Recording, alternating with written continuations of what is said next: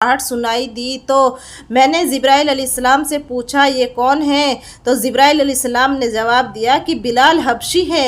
नबी करीम रसूल सल्लल्लाहु अलैहि वसल्लम जब वापस आए तो बिलाल रज़ियल्लाहु ताला अन्हु से पूछा कि तुम ऐसा कौन सा अमल करते हो कि जिसके सबब तुम जन्नत में इस मुकाम पर हो। तो हज़रत बिलाल ने अर्ज़ किया, या रसूल अल्लाह, आप ही ने तो फरमाया था कि हर वक्त बावज़ू रहना चाहिए।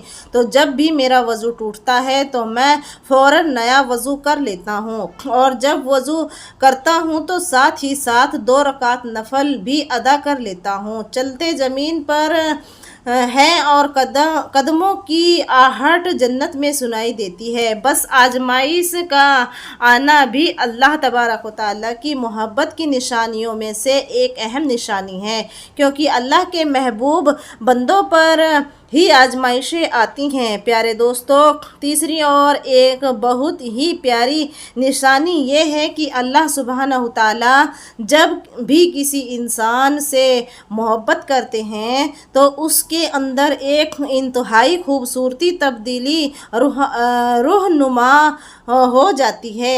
हदीस में आता है कि अल्लाह ताला जब किसी इंसान से मोहब्बत करता है तो हज़रत जिब्राइल अलैहिस्सलाम को हुक्म फरमाता है कि आसमानों में ऐलान कर दो कि मैं अपने फ़लाँ बंदे से मोहब्बत करता हूँ।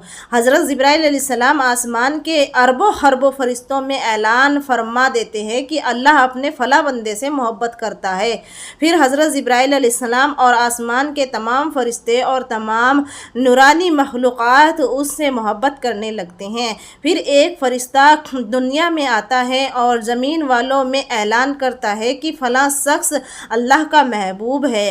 हज़रत जिब्राइल अलैहिस्सलाम और आसमानों की तमाम नूरी मखलूक़ात उसे मोहब्बत करती है, लिहाजा तुम भी उससे मोहब्बत करो। इस तरह से दुनिया वालों के दिलों में भी अल्लाह सुब्हानहू तआला अपने उस महबूब बंदे की मोहब्बत डाल देता है।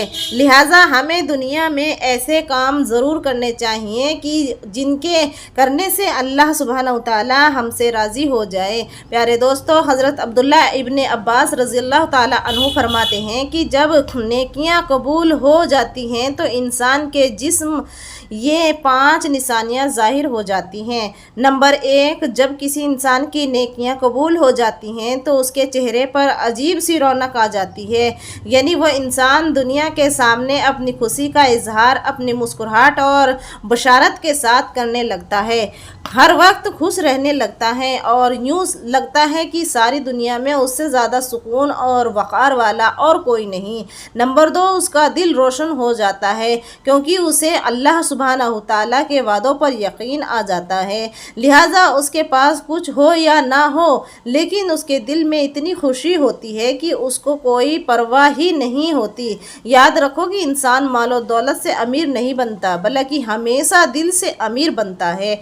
हज़रत अली रज़ियल्लाहु ताला अन्हु फरमाते हैं कि दौलत मिट्टी की तरह है और मिट्टी को पैर के नीचे रखना चाहिए। अगर सर पर चढ़ाओगे तो वो कब्र बन जाएगी और कब्र ज़िंदा लोगों की नहीं होती। नंबर 3, जब किसी की नेकियां कबूल हो जाती हैं तो उसके जिस्म में नेकी की ताकत आ जाती है और शैतान उसे गुमराह नहीं कर सकता। अल्लाह सुब्हानहू तआला उसके जिस्म में शैतान से बचने की ताकत पैदा कर देता है।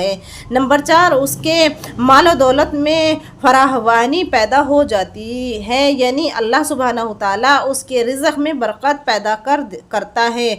वो लोगों पर चाहे जितना भी खर्च करे, ज़रूरतमंदों को कितना भी बांटे, उसकी दौलत में कमी नहीं आती। हज़रत अली रज़ियल्लाहु ताला अन्हु फरमाते हैं कि नसीब का रिज़्क़ इंसान को ऐसे तलाश करता है जैसे मरने वाले को उसकी मौत तलाश करती है। नंबर 5, लोगों के दिलों में अल्लाह उसकी मोहब्बत पैदा कर देता है, यानी जब अल्लाह तबारक व तआला अपने बंदे से खुश होता है तो लोगों के दिलों में उसकी मोहब्बत पैदा कर देता है। प्यारे दोस्तों, आइए अब जानते हैं कि एक औरत की सबसे बड़ी जिम्मेदारियां क्या हैं। حضرت علی رضی اللہ تعالی عنہ کی خدمت میں ایک شخص حاضر ہوا اور دست ادب جوڑ کر عرض کرنے لگا، یا علی، میری بیوی میرے گھر کا کام صحیح طریقے سے نہیں کرتی، نہ تو میرے کپڑوں کی صحیح دیکھ بھال کرتی ہے اور نہ ہی گھر کی صفائی ستھرائی میں کوئی کردار ادا کرتی ہے، تو کیا اسے میرا ڈانٹنا جھٹکنا صحیح ہے؟ جیسے ہی اس نے یہ کہا تو حضرت علی رضی اللہ تعالی عنہ نے فرمایا کہ اے شخص، تمہیں کس نے یہ کہا کہ تمہاری بیوی پر تمہارے گھر کا کام کاج کرنا واجب ہے؟